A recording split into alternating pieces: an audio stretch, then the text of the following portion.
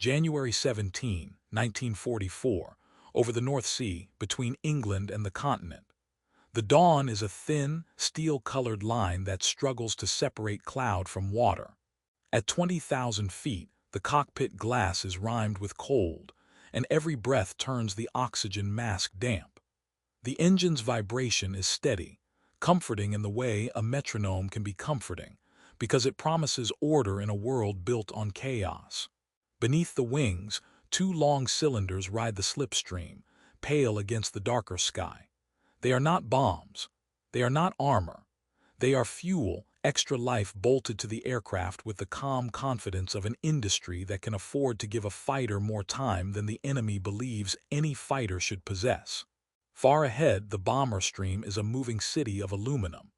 B-17s and B-24 stacked in formation, their contrails knitting white scars across the air. Somewhere beyond the cloud bank lies Germany, factories, rail yards, airfields, flak belts, and the men who have been taught to believe that distance itself is a fortress. Because for months, the Luftwaffe has lived by a simple arithmetic. The Americans can reach deep into the Reich, but their escorts cannot. At some point, the fighters must turn back. At some point, the bombers will be alone. This is the moment when that arithmetic begins to fail. The first great phase of the American daylight offensive was built on courage, doctrine, and a dangerous hope. That massed defensive fire, tight formation, and relentless repetition could carry heavy bombers through without constant fighter protection. Reality tore that hope apart. The U.S. Army Air Forces lacked fighters that could escort heavy bombers all the way to targets in Germany, and the early campaign paid for that gap in blood and wreckage. The National Museum of the U.S. Air Force summarizes the problem without romance.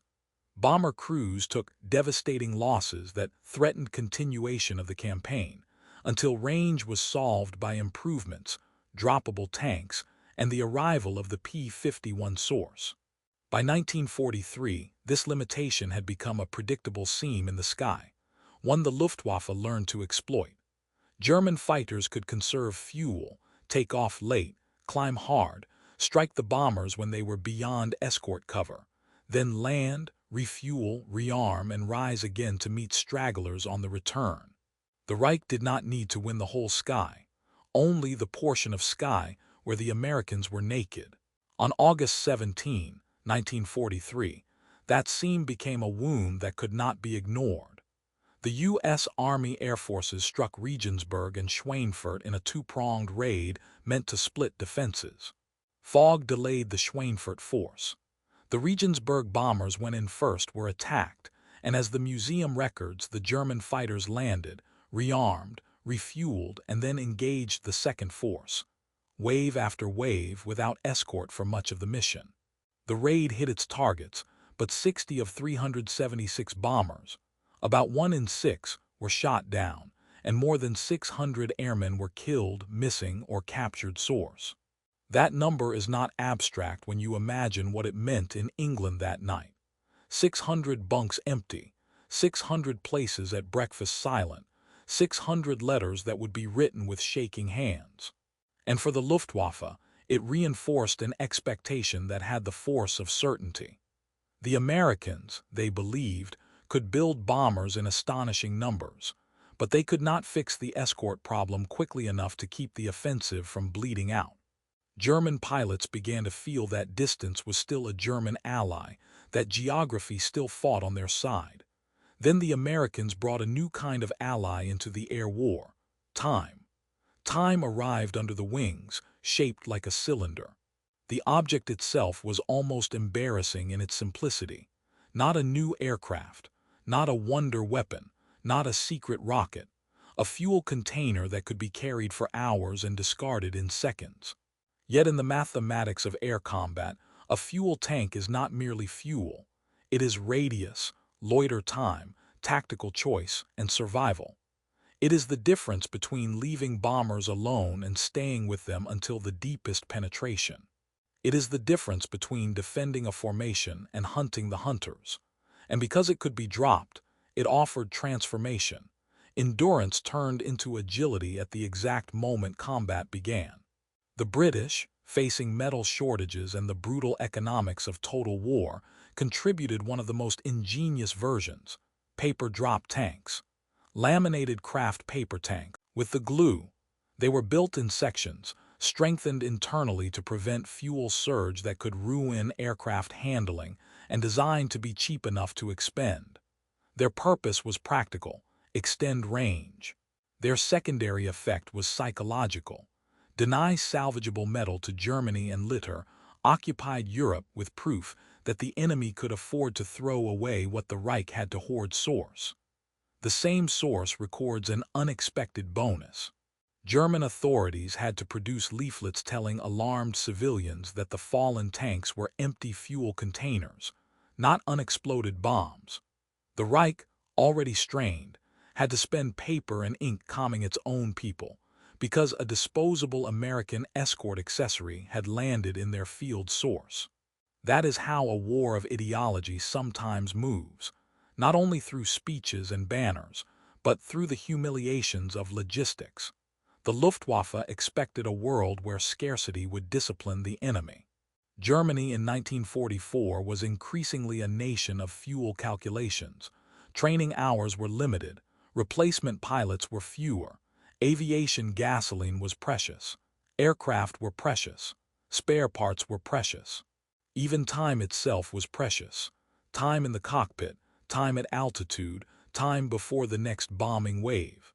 In such a world, an enemy who can strap on extra fuel and discard the container is not just a tactical problem. He is a philosophical offense. What German pilots expected, even late into the campaign, was that the Americans would remain bound by the same hard limits. Fighters are small. Fighters are light. Fighters cannot carry enough fuel to roam freely across Germany and still fight well. Escorts would have to turn back. Bombers would have to fly alone near the target, where flak was thickest and fighter opposition strongest. What they experienced instead was a slow and then sudden revelation. The Americans were breaking the Escort ceiling. Encyclopedia Britannica states that Merlin-powered P-51s, equipped with jettisonable drop tanks, had an operational range of more than 1,600 miles, and that they mounted their first long-range bomber escort missions over Germany in mid-December 1943. Source. This is not a poetic claim. It is a factual pivot point. By the time winter settled on Europe, the Americans were escorting deeper than before, and doing it repeatedly. Britannica also records the measurable impact on bomber survival. In October 1943, as many as 91% of 8th Air Force bomber sorties credited with attacking their targets failed to return, and 45.6% were damaged. By February 1944, those corresponding figures fell to 35% and 29.9%. Source. In the air war, these percentages were not merely statistics. They were the difference between a campaign that could continue and one that might collapse. They were the difference between morale and despair. They were the difference between a strategy that could endure and one that could not. Behind these numbers lay a changing sensory reality in the sky. For the bomber crews, the early deep raids had a particular kind of fear. Not the sharp fear of a dogfight, but the slow fear of abandonment. You would see your escorts peel away near the edge of their range, watch their silhouettes turn back toward the sea, and then you would fly on into flak, and fighters knowing the enemy understood your loneliness. The bombers' guns might keep some attackers at bay, but not forever. The sky could be filled with contrails and still feel empty. Then, with the new range, the bomber crews began to see what felt like a miracle. Little friends staying longer, weaving above and around them, harassing German interceptors before they could settle into a firing pass. The National Museum of the U.S. Air Force calls escort fighters little friends, and frames their presence as the solution to the crisis of losses and the beginning of Luftwaffe decline. Source. For the German pilots, the sensation was different. They climbed expecting a familiar geometry: bombers far in, escorts thinning out, a clean window to strike. But they began to find fighters still present where fighters should not be. And the shape under the wings of those fighters, the long tanks, became an insult in metal and paper. A Luftwaffe pilot's war was constrained by fuel in a way that shaped his instincts. He learned to climb efficiently, to attack in a way that minimized wasted time, to return with enough reserve. He learned that endurance was a boundary. So when American fighters showed endurance that seemed to ignore boundaries, it created a kind of disbelief that ran deeper than surprise. It hinted that the Americans were playing a different war, a war where the industrial base could purchase time in the sky. Ed Reese, in the Air and Space Forces magazine archive article Mustang, describes the crisis around the 1943 deep penetrations and the meaning that became chillingly clear. Without long-range fighter escort, the daylight precision bombing effort could not be maintained. The 8th simply could not take the high rate of attrition source. That sentence is the hinge between two eras, the era of hope and the era of solution. Reese then describes the change in concrete terms. When the P-51B joined the 8th Air Force inventory in December 1943, the escort radius jumped dramatically, and with the addition of dual 108-gallon external tanks it expanded further. His account frames the Mustang not as a luxury, but as an urgent answer that arrived at the saving moment, in time to keep the bomber offensive going source. In the Luftwaffe's tactical culture, there was also pride in skill, in aggression, in the ability to rise into hostile formations and cut them apart. But a pilot can only fight with the aircraft and fuel he is given. When a strategy depends on the enemy being forced to turn back, the enemy's ability to stay becomes the beginning of defeat. And nothing demonstrated staying more plainly than those tanks. Here the drop tank becomes our recurring symbol, a small, repeating object that carries the weight of an ideology. It appears first as a silhouette under wings over England. It appears again as a glint under cloud over the Netherlands. Then it falls away, jettisoned, and becomes something else. A mark on the ground, a husk in a field, a strange cylinder civilians fear and soldiers inspect. A disposable artifact that says, "This enemy can afford to discard what we would salvage." It is American abundance turned into hardware. Not abundance as comfort, but abundance as continuity. The ability to deliver the same solution to the same problem day after day. In a democracy, this abundance was not merely the product of one mind or one directive. It was the product of factories, supply chains, shipping routes, trained labor, and a political system that could mobilize them. The tank is a physical reminder that freedom in wartime is not only an idea, it is also a capacity. Even the paper tank, with its glue and layered construction, speaks to a society's relationship with material. Where Germany increasingly faced scarcity, Allied industry could choose metal tank, paper tank, 75-gallon, 108-gallon, different shapes, different mounts, different procurement, and enough to treat them as expendable. In the air, this abundance translated into a terrifying new flexibility. The escort fighter could drink from the external tank while cruising, saving internal fuel. It could arrive at the target area still strong. And when combat began, it could shed the tank and recover performance. Endurance became a temporary cloak, removed when speed and maneuver mattered most. This is where expectation and experience collided in the purest way. German pilots expected to find bombers alone at the deepest point, where the Reich's defenses were thickest. They expected that the final stretch toward a target, toward Schweinfurt, what they experienced was a new kind of intruder, one that could come deep, fight hard, and still have fuel to choose whether to pursue, disengage, or return.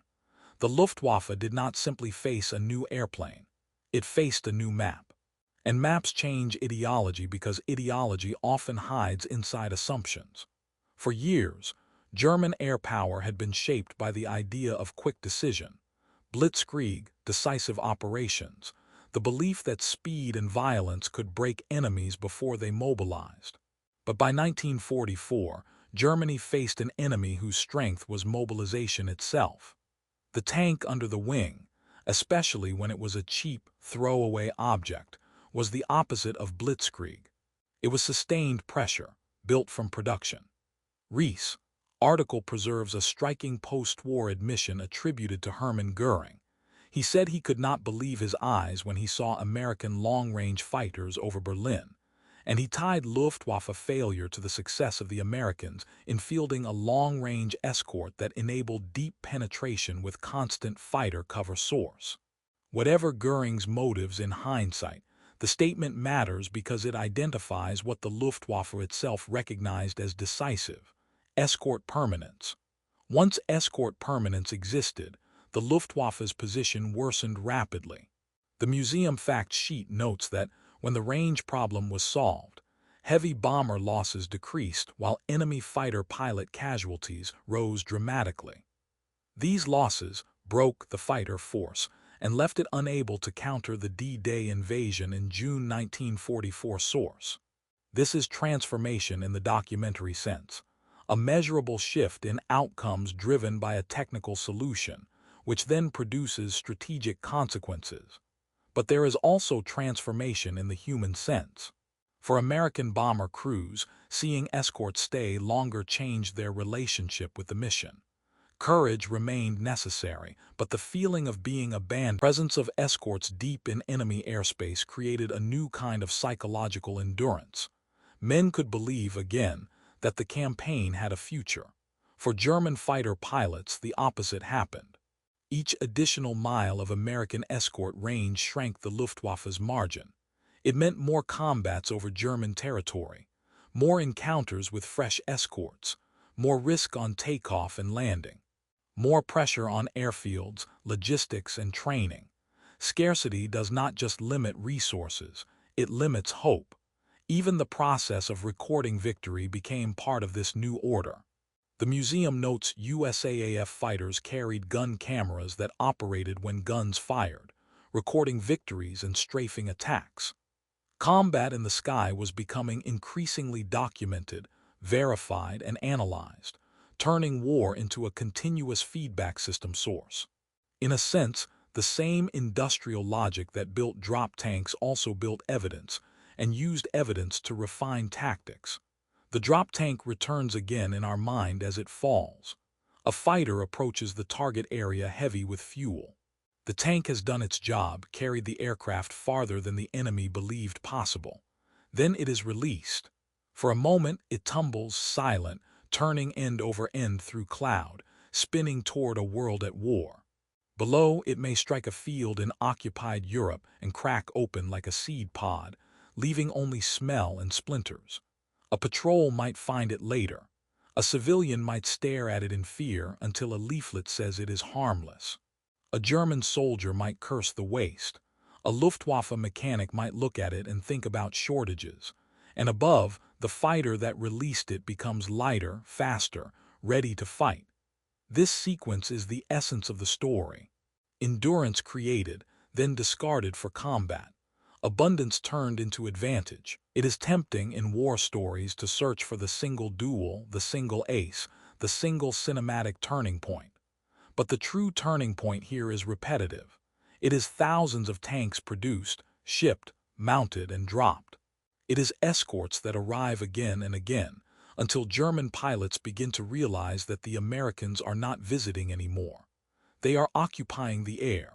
And when the air is occupied, the ground soon follows. Because air superiority is not a separate war. It is a permission slip. It is what allows armies to move, supplies to flow, beaches to be held, bridges to be crossed. When the Luftwaffe was broken as a fighter force, the sky over Normandy in June 1944 could not be contested with the same strength. That is the strategic chain the museum draws. Solved escort range, reduced bomber losses, increased Luftwaffe casualties, broken fighter force, weakened ability to counter D-Day source. So what did German pilots not believe about American long-range fuel tanks? They did not believe a nation could produce enough to treat the solution as disposable.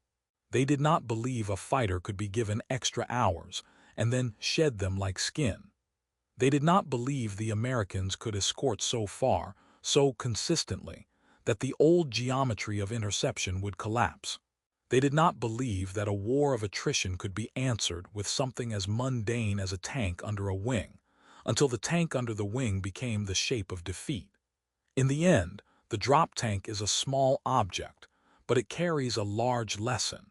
That modern war is won not only by the brilliance of design or the courage of crews, but by it is easy to romanticize fighter aircraft and make them symbols of pure skill. Yet here, the true symbol of American power is not the gun, not the engine, not the pilot's scarf in the wind. It is the extra fuel. It is the willingness to throw away what you have used because you have more. It is the ability to make a simple object so plentiful that it becomes invisible, until an enemy, living on ration time, finally sees it clearly and understands what it means.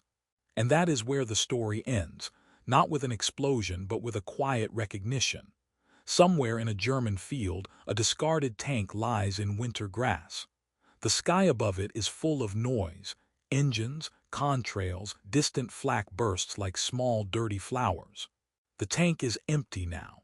Its value has already been converted into miles, into protection, into survival for someone who will never know where it fell. A democracy does not always look like speeches or ballots when it goes to war. Sometimes it looks like an assembly line. Sometimes it looks like a paper cylinder sealed with glue and paint. Sometimes it looks like an object designed to be used once and abandoned, because the future it is buying is worth more than the material it is wasting. The tank falls, the fighter fights, the bombers continue, the Reich sky grows smaller, and in that steady, relentless rhythm is a larger truth about freedom and abundance, that the power to endure, to stay